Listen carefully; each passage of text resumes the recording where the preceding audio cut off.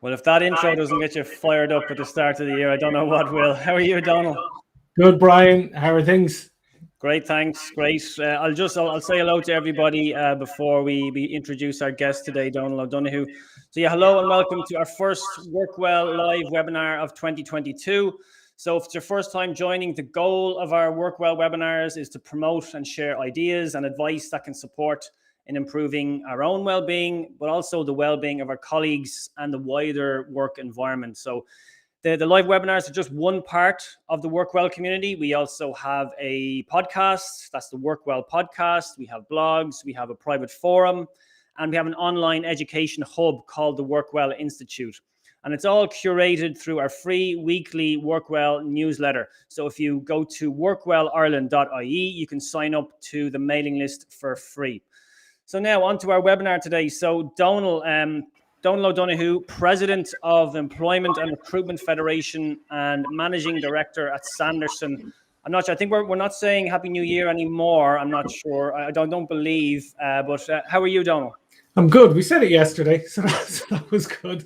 And actually, I just said it on the last call I was on before this. I said Happy New Year again. I've got to stop doing it, but it's great to see you, Brian. It's great to see everybody joining us. And as I was saying to you yesterday, 2022 is kicking off very much the way 2021 closed out. There is significant demand in the jobs market, and there is, improved confidence. There's improved consumer spending, and I think there are, it's a time when we can really start positioning people for their career over the next couple of years. So really interesting times. Definitely Excellent. Not what I was expecting. If you had told me 12 or 18 months ago that the labor market and that the economy will be in the position that we're in now, I'd found it hard to believe it. Yeah. So it's a really positive start to the year. And as you said, so our theme today is New Year, New Opportunities. So I think, as you're kind of hinting at, I think there are plenty of opportunities out there and lots of causes for optimism. So what we're going to do today, we're going to have a chat. I think you're going to introduce some statistics to us. We'll try and look at things from the employer's angle. We look at things from the employees, from the individual angle then as well.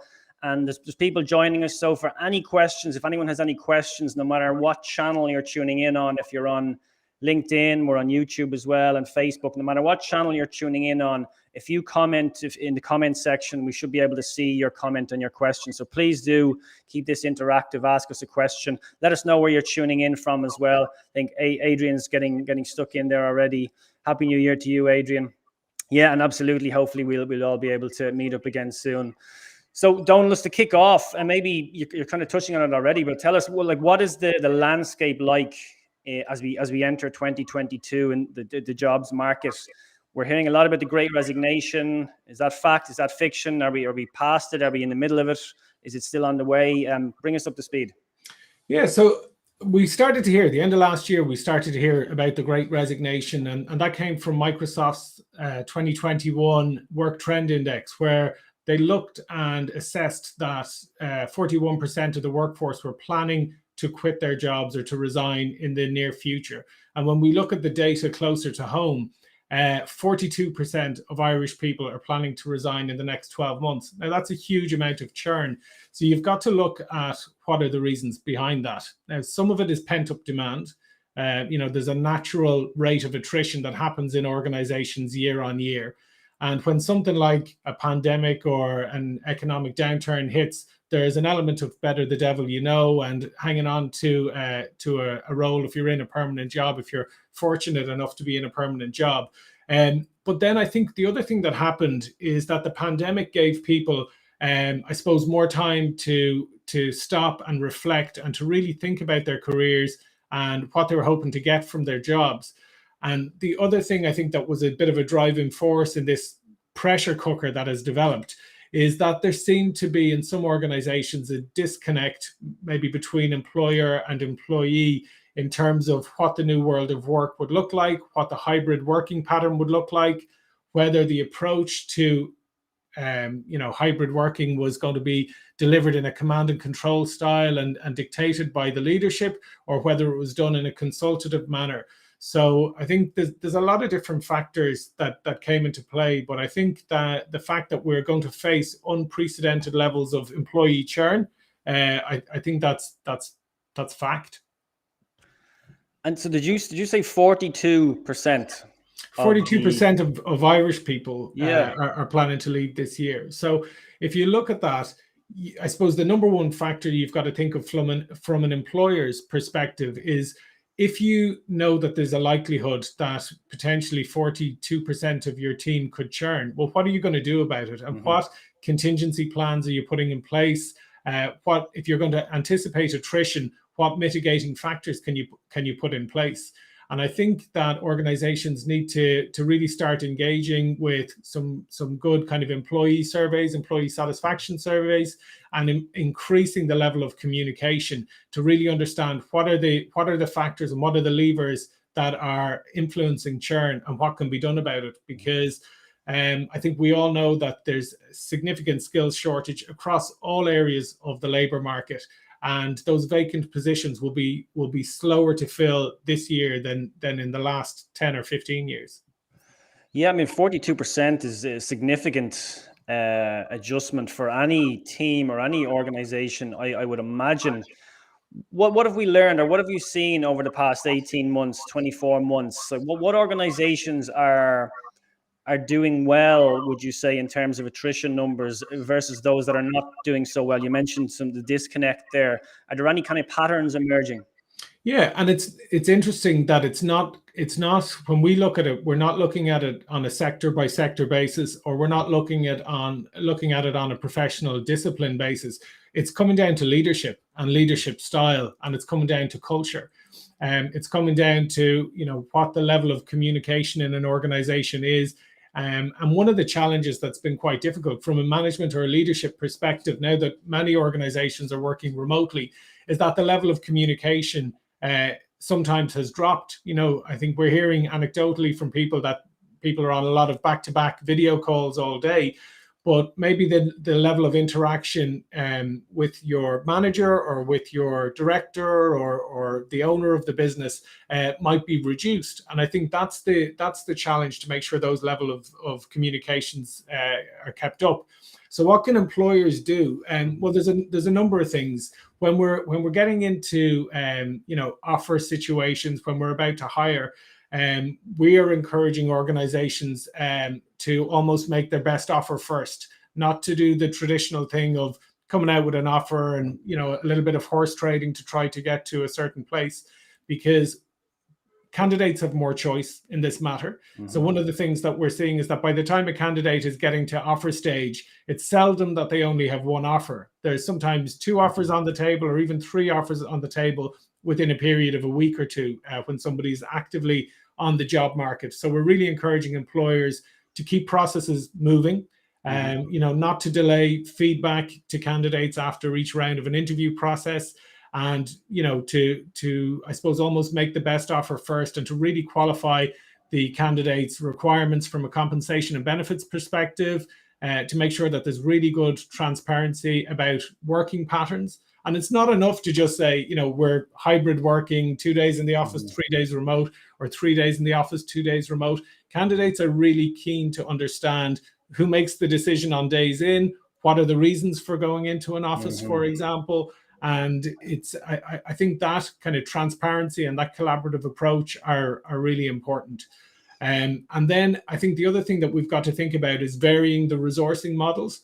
When we're in a candidate shy market, we've got to think about, how are these roles best filled? Are they permanent positions? Should they be delivered on a fixed term contract? Maybe temporary agency resource is the best way to go. Sometimes you'll have to go with professional contractors if they're very in-demand skills that are needed. So it's really about making sure that employers are looking and not just thinking about only permanent employees, but they're thinking about the different ways that workers want to access the labor market. Okay, yeah. So keep the options open on the type of employment. So candidates have choice.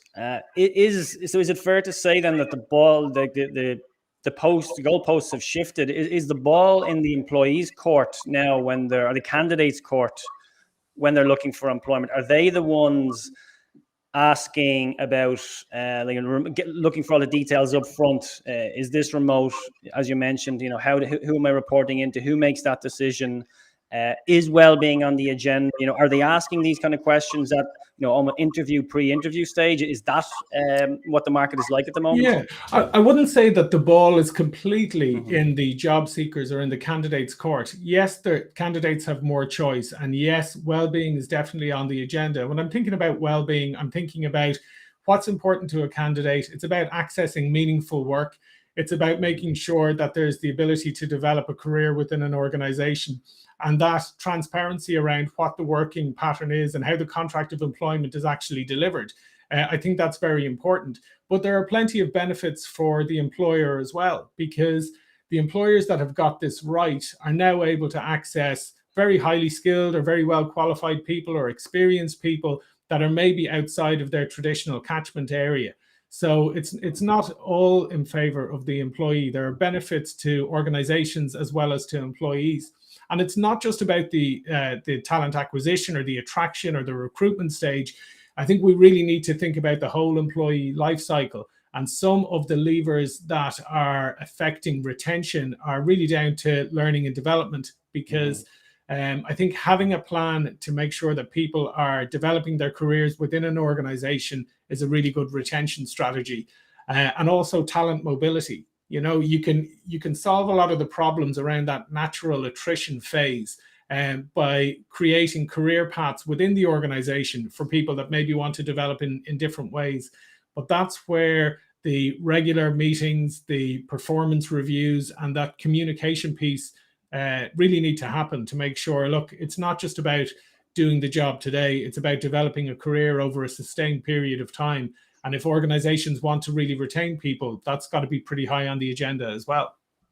It's a really good point. The learning and development piece is learning to learn is one of the 5 ways to well-being. It's often cited by a number of organizations, and their well-being surveys maybe kind of subtly interspersed around the survey. But if individuals feel like they're not learning, they're not growing, they're not developing in their role, it can actually impact on their well-being. They feel stifled. They feel kind of smothered in their role. They're not making progress. So it's an interesting point to make about the entire life cycle there. But I think it says go on, sorry, Donal. It says so much. I was just going to say that even on that, how the organization treats that ongoing learning piece says a lot about how they feel about their people. And equally, that's one of the other drivers sometimes of attrition, is how the organization responds to a crisis like a pandemic. Says a lot about how agile the organization is, or how the organization views its people. So I think that's where sometimes you can either have the disconnect, or that's sometimes where you can really have that sustained loyalty and that sustained retention. Yeah. So it's not so much the crisis, but it's how the organization and the employee react to it. It says a lot about that relationship. Absolutely, yeah, and the communication of that as early as possible in the process, and communicating again about the is it hybrid work, is it blended, how does it work in reality? As much kind of communication up front as possible from the employer at the early stages, I think will be a huge benefit. Yeah. The other one that was interesting was, I don't know if you saw it, there was a work human study that was done that looked at some of the causes of churn and some of the causes driving the whole great resignation piece. And what was interesting was that 36% of male employees that said they wanted to leave their organization this year, the key driver for them was more flexibility. And it was quite different. The key driver in that piece of research for women that were considering leaving this year was more around reward and narrowing that gender pay gap. So it's interesting when there's different drivers there across different professions, across the genders, across different areas. But of course, one of the key things was as well people that had now, I suppose, had a bit more autonomy, a bit more agency over their work and how they create their working week. And they've got used to that autonomy. They've got used to building their life, because it's been 2 years almost now that we've been working in a different way, and people aren't prepared to give that back. So I think that's where giving employees that level of autonomy and control is very important, provided all the job is being performed well, productivity is good, and all the key deliverables are being achieved. Yeah, well, one of the main drivers of motivation, according to Daniel Pink, is autonomy. So yeah, I'm not surprised to hear that at all. You touched on the skills earlier. What any kind of trends in that area? What skills will be in demand in 2022? Yeah, it is right across the board. At the Employment and Recruitment Federation, we're constantly monitoring this by talking to our member organizations. And I can safely say it's across the board. So we're seeing huge demand on the technical side of things in technology for software engineers, software developers, business analysts, project managers, a lot of the usual skills that you would imagine there. Very strong demand in finance from part qualified all the way through to qualified accountants. We're seeing very strong demand in human resources and across the very broad suite of HR. So everything from learning and development, organization development and design, compensation and benefits, through to HR business partnering, up to kind of the senior levels of HR generalist roles. We're seeing very strong demand across procurement, operations, and the commercial disciplines like marketing, very strong demand there as well. So, I mean, I think we all know that the areas that have been hardest hit, of course, have been hospitality, but it was really encouraging to see how well hospitality rebounded when restrictions were eased. And we're obviously hopeful that when this new wave of the pandemic subsides a bit, we expect a very strong return in the hospitality side of things as well. Excellent. Yeah. Just out of curiosity, are you seeing anything? Is it an area as yet of focus, like a well-being leader or a well-being manager? Is that something that's appearing on your radar? Yeah, it's so far we're seeing that, and it's great the work that you are doing with Tangent and actually seeing that well-being is now sitting at level 9 on the qualifications framework. And it's something typically that's fallen within the HR remit. Yeah. But we're seeing more and more now that there's definitely a well-being officer, well-being manager kind of role that's evolving at the minute.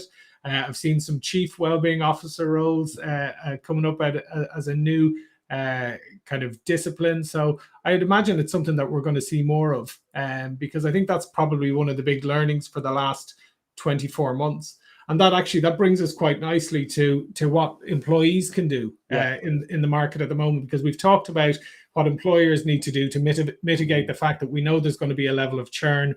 We know that people are considering leaving the organization. And if we have this information as an employer, it's our duty to act now and act fast to see what can we do in terms of mitigating that. What can we do in terms of talent pooling and talent pipelining to make sure that organizations have the skills they need when they need them. But from an employee perspective, I think it's a really, really good time for somebody to do their career audit, to think about what do they see as meaningful work and what's their career destination. I mean, it's all about planning. It's all about thinking, where do I want to be in the next few years? And how do I plan my career trajectory to give me some of those stops along the way? So taking the destination and then making the micro process steps along the way to actually get there. And it's not necessarily about leaving your organization. It might be about defining the path within that organization. It might be about product development, market development. It might be about, moving to a new office or developing a new division within the organization. So that's certainly an early place to start. And then the next thing I think people need to do is to have the CV and the LinkedIn profile really optimized. And when I say optimized, I think when recruiters read sometimes hundreds of CVs per week, and we're always asking the question, so what? What difference did this person make to that organization? So my tip for job seekers that are now thinking, look, it's the time to look at the market, is write the CV in terms of outcomes and achievements rather than responsibilities. What difference did you make to the role? What value did you add? What were your deliverables? How did you perform against expectation? I think that is that's very important. And I think the other thing that's important to bear in mind is to almost stack rank your priorities in terms of what's important to you, not just from an earnings perspective, but what's important to you in terms of the type of work, the type of organization you want to work for. Because the reality is you may end up with a number of offers to choose from, and you've got to be able to take the emotion out of it and look at it on quite a clinical basis to see, what is the best option to go with. And you may also, in the current market, be faced with a situation where you have a counter offer to consider from your current employer. So lots to think about there. Great start there, yeah. And Denise is just commenting on that as well. I like the idea of a career audit, and it's a nice time of year to do something like that, isn't it? Identifying meaningful work. What's meaningful work to you? Again, another of Dan Pink's motivators is purpose, having a purpose or a meaning for what you're doing. So again, another great motivator there. Kieran's just asking, because I think you definitely touched on the demand, where there's demand and pretty much across the board. Are there any actual shortages though, or is there any kind of, maybe the education piece is missing or the skills piece is missing? Yeah, so look, and I think that's the skills piece is a really interesting one, and it was really encouraging in the budget to see the funding going into the likes of the skill nets and into people being able to upskill, because the reality is, as the world of work continues to evolve, we need to be constantly upskilling and making sure that we're developing all the time. And we're seeing more and more of a tendency for organizations to hire potential, to hire attitude, and to train skills. But I sometimes feel like it's not so much there's a talent shortage. The same amount of talent is pretty much on the market. There's just a higher level of demand. There's a higher level of job vacancies, both new vacancies being created. We saw Pascal O'Donoghue talk about that, 400,000 jobs hitting the job market in a 24-month period. And then there's the attrition that we're seeing because of the pent-up demand caused by all these factors attributed to the Great Resignation. But, when you look at it from a skills perspective, that's where it's important to look and see, what work are you happiest doing? What work are you most productive doing? And, the answer to that may be that if you're looking at a long-term career change, that now is the time to start looking at what part-time education you can do, or what training is available to you within your organization, and actually having a good conversation with the HR department or with your line manager to share your career aspiration of where you want the career to go. Many organizations will be very keen to support a learning and development journey, because all organizations are keen to retain their best people. Absolutely. And, that's something that will come out of a career audit as well, as you mentioned. So I think really good advice there. Just a question in on, I think you mentioned this stat comes from Microsoft, if I'm not mistaken, the 42%, is that correct? Yep, that came from the, what was it called? It was the 2021 Work Trend Index. It's a piece of research by Microsoft. Yeah. Excellent. Any questions, pop them in the comment section of whatever platform you're tuning into. It's a question in from Patrick, just in terms of the senior appointments. How do you see the senior appointment sector in 2022? Yeah, it's very buoyant. And of course, there's always more movement at the mid-market level. So that's just the nature. As you go further up that hierarchical triangle, there are fewer opportunities at a senior level, but the market is very buoyant. So again, what I would say, there are two ways to approach the job search, passive and active. So having the LinkedIn profile and your public kind of shop window optimized, that really highlights your skill set.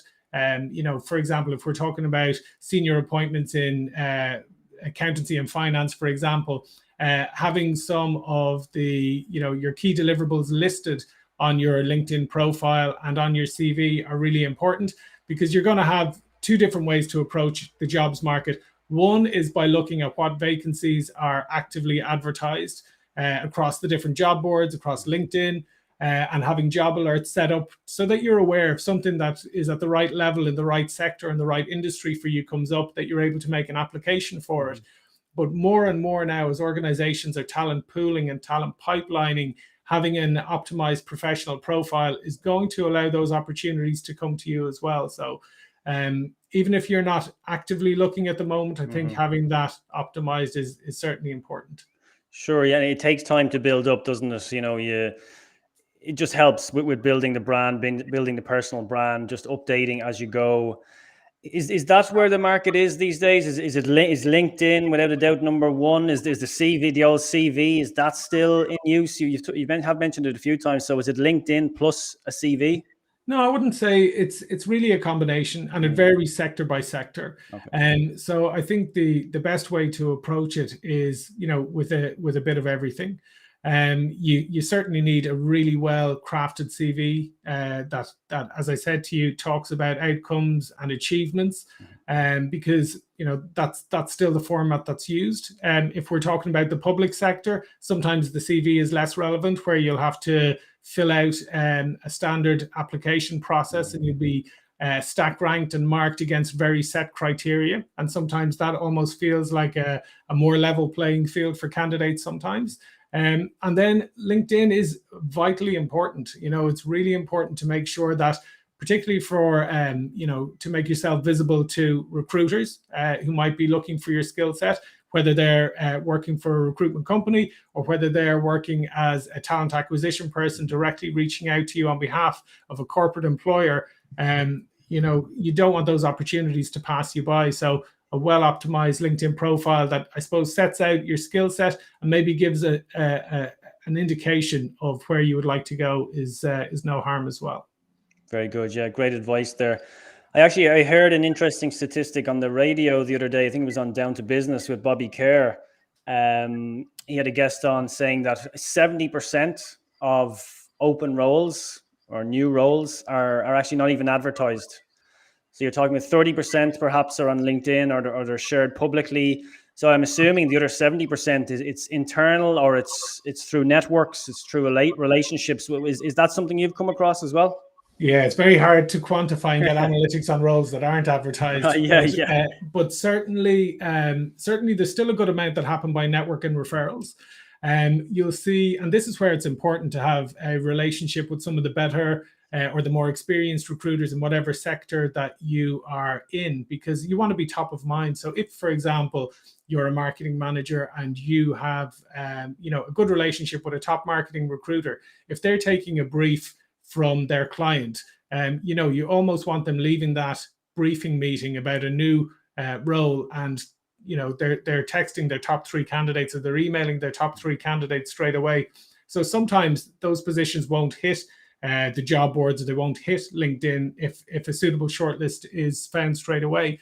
And then the other area where that's really prevalent as well is with contractor resourcing. There's a huge amount of people, 300,000 people access the labor market as professional contractors, where they deliver services either as a director of their own limited company or through an umbrella company. And again, when it comes to contract resourcing, that happens very quickly. So you need, if you're somebody that wants to develop your career as a professional contractor, you need to be connected with the top recruiters in whatever sector you're in, because much of the time a requirement opens for a professional contractor and we'd endeavor to have 3 or 4 CVs with that client within 48 hours. So there isn't always the time for those vacancies to hit the job boards or to appear publicly. So a lot of the time they're filled directly from the recruitment company's database of candidates. So definitely worth, when you apply to a position, making sure that you give consent to the recruitment company to hold on to your CV for other roles that may be suitable for your skill set. Very good, yeah. And just a question in from Kieran, just asking if this is being recorded. Yes, it is. It's being recorded. So that'll be shared. You should see that through all the channels. And if you don't, just drop me a line. I can share the recording with you. Keep the questions coming, guys. We'll get through some more questions. We'll probably take another 5 or 10 minutes, Donal, and then we'll wrap things up. Yeah, what are you seeing, Brian, in terms of people in your network, and in terms of how much well-being is on the agenda for people that are in organizations or looking for career changes at the moment? Do you see that there's a growing prevalence? Yeah, I've certainly, anecdotally, I've been hearing this. Yes, that it's the employee is certainly looking for this, and they're asking the question at kind of interview stage about, what has the company done? What are you doing? What are the plans in the wellbeing area? So I'm definitely hearing that anecdotally, but I didn't have any kind of statistics to back it up. So it's great to chat to yourself about that. Yeah, it's very hard to track. I mean, it's not just the wellbeing piece, because the most tangible part of that is the approach to hybrid working or the approach to remote working. So that's the question that actually gets asked. But it's when you drill down a little deeper into that, that's when people, I suppose, start to have more conversations to figure out, well, look, I've changed how I work in the last couple of years and it no longer fits with my current employer, or else I've changed how I've worked in the last couple of years and it works really well with my current employer, so I don't want to give that up. So it's well-being kind of sitting at a level below, or at a level kind of hidden by the question around working patterns or new ways of working. Sure, yeah, and then it kind of goes back to the culture, doesn't it? What's the culture of this organization? Are they consultative, as you kind of touched on earlier? Are they kind of listening to the needs and wants and being flexible around those of their colleagues, or are they kind of mandating? Look, these are the hours, and that's kind of it. So, and that will tell you a lot about. Yeah, and this is where I think the HR profession has really stepped up during the last 24 months. And I know you have a lot of followers who are HR professionals, but businesses have had to go on a bit of a journey from, March 2020 crisis mode, everybody trying to figure out, how do we make this work? How do we survive this?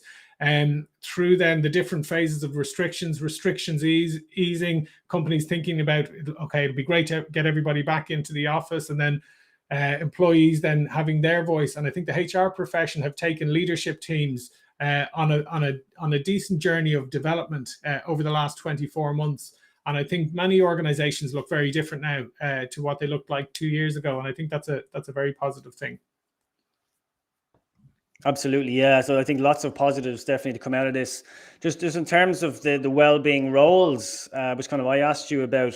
What I'm seeing is I'm not in Ireland. I'm not seeing the chief well-being officer role, which I would love to see in the something at director level. I think that's it was called out in a Forbes article actually last year. Like, it's probably something we're going to see in the next 5 to 10 years that was called out. And there's a number of those roles certainly in the US. What I am seeing in Ireland is it's a well-being leader, it's a well-being officer, as you mentioned, well-being manager. Quite often, certainly initially, it might be well-being plus CSR, or at least it used to be, or it's HR plus well-being. So it's maybe a smaller part of the role. Yeah. Some of the larger organizations now, ESB, Bank of Ireland, AIB, they don't just have dedicated roles, though. They actually have teams. So ESB have up to 7, if not more. Bank of Ireland are 3. AIB, not far behind as well. So roles, yes, teams in the larger organizations, and then kind of dual roles maybe in the smaller organizations. But I certainly think we're going to see more and more kind of dedicated roles emerging this year, next year as well. And it might be no harm to just give us a quick overview of the level 9 program that you have in that space, because I know a few people have asked me about it. Sure, yeah. So thanks for asking. It's the Postgrad in Workplace Wellness at Tangent in Trinity College. So we're running a masterclass series, probably starting in March. It's almost a bit of a precursor, a lead up to the Postgrad, which will start in September, October 2022. That's the plan for our next intake. So it's 6 months. It's level 9. There's 3 kind of double modules, if you like. The feedback from our first run was excellent. We try and make it as practical as possible. So to give you an idea, the final module, it was as hands-on as we possibly could make it. So again, thanks to the network here, the Work Well Ireland community, I reached out. I spoke to a few HR leaders that I knew, and I asked them, look, have you got it? What's your number one well-being challenge that you're facing at the moment? Would it make sense to kind of submit it to us here in Trinity as a project, if you like, and we can get a group of students to work on it for their final module project? So we actually got 7 organizations to submit their real world challenges, so that the final project, if you like, was the students working on those particular challenges. A lot of research, a lot of detail, and then they fed that back. We had a nice online session, of course, with all the host organizations, and they're kind of feeding that back, that information, presentation style, plus a report, plus some further details. So we try and make it as practical as possible, and actually in a nice kind of success story, if you like. One of our graduates from the last cohort, I've just released the podcast with him. He's actually gone on to, it's his only kind of well-being qualification, and he was working in the civil service for many years. He's just gone on to take on the role of the head of Healthy Ireland. So the opportunities are there. It's kind of just get some education under your belt, some skills, build up some skills while you can in an area that you're interested in, and then look for the opportunities. And what kind of backgrounds, the students and the participants that joined it, what kind of backgrounds do they tend to come from? Yeah, so it was, I would say 50% were maybe from a HR background. And then the rest were, I'd say, maybe 20% would have been kind of working in the charity sector. There's a lot of kind of mental health advocates in there. We also had a lot of kind of individuals that had their own businesses that were interested in skilling up. And then there was a small number then of service providers as well, wellbeing service providers. So small organizations that might be selling services into the larger corporates. Very good. Yeah. So I guess my couple of takeaways from today, I think, are just for employees. I would say the consultation piece. Making sure that you're talking to your organization, to the human resources team, to your line managers about your career, your ambitions, where you want to go, your career planning, any learning and development opportunities, to see, can you build the career trajectory in your organization before you necessarily look to move. And then if you are going to move outside the organization, to do that career audit piece, to make sure that you've got a really good sense of the work that's important to you and what your career destination is. Where are you trying to get to? And what type of roles and what type of organizations do you need to plot onto that career map to bring you to ultimately to where you want to get to? And for employers, my top tips are, if we know that the attrition is coming, start planning early, start mitigating, and make sure that as you work through a recruitment process that you're bringing a selection of candidates to final stage. Don't leave all eggs in one basket as such, and to keep the engagement piece around well-being and employee engagement and development at the top of the agenda. Excellent advice, Donal. Thanks so much for sharing. I just took a couple of notes as well. And to summarize your points, for the employers, it's about leadership, it's about the culture, and arguably most importantly, it's the communications around all of those points. And then for the individual, if there's just one thing they could do, it's that career audit. It's a nice time of year to do it. So take a look at that career audit. Is meaningful work in there? Is the purpose in there? What is the purpose? Start with why, and then take it from there. Super stuff. Donal, what's your own, what will 2022 hold for yourself, for Sanderson, for the ERF? Yeah, so I suppose from a Sanderson perspective, we're incredibly busy across Ireland, the UK, Hong Kong, Singapore, Australia, and in our resource centre in India. So we're continuing to build out our global footprint. So we are very pleased to continue working with the clients that we've been working with for many years, managing large contractor populations and doing permanent and temporary resource delivery. On the Employment and Recruitment Federation side of things, an incredibly busy year last year. We're just starting to plan all of this year's events. We're going to have our conference coming up in March, which we are anticipating to be an in-person event, and really looking forward to that. Last year's conference was a 6-hour live stream, which was enjoyable, but I think we'd all probably like to get back into a room again. So look, we'll have to wait and see what happens with how all this stuff plays out, but certainly very positive. Great to see the economy doing so well. Yeah. Great to see the labour market doing so well, and definitely green shoots and plenty of positivity. Absolutely, yeah. I echo that as well. And for anyone who wants to contact you, Donal, would it be LinkedIn? Yeah, absolutely. Yeah. LinkedIn, Donal O'Donoghue on LinkedIn or on Twitter, and happy to connect with people. And thank you so much for today, Brian. Great to see you, and hope that we can do our bit to keep workplace wellness at the top of the agenda. Hopefully, yeah, fingers crossed. And listen, thanks so much to yourself, Donal, for your time. Really appreciate it. I know you're incredibly busy at the moment. If anyone has any questions about the session today, if they want any links that we spoke about, drop me a line. It's brian@workwellireland.ie. And I included a link in the comment section at the top, a one-stop shop for any kind of workplace well-being resources that you might need for 2022. So it's one article. There's lots of details in there. If you don't see what you're looking for, drop me a line and I can point you in the right direction as well. Listen, Donal, thank you for your time. Thanks to everyone that tuned in. Here's to a happy, healthy, and productive 2022.